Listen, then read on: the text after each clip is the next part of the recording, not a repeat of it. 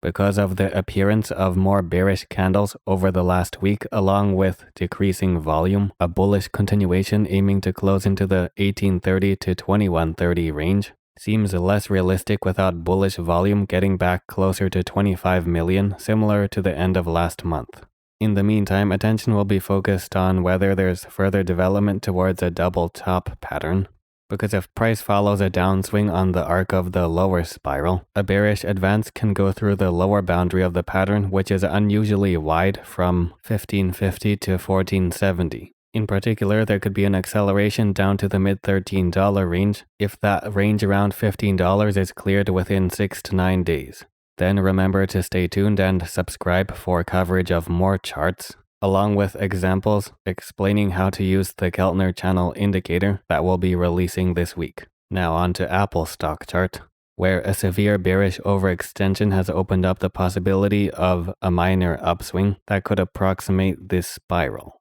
which will become less realistic if price can't consistently keep closing over the 170.70 level by the end of this coming week. And as soon as price falls under the spiral, support potential from 167 becomes much lower, and the chart can go from a neutral to increasingly bearish stance, especially if price closes under the 167 level 2 times in a row before the last Friday of this month.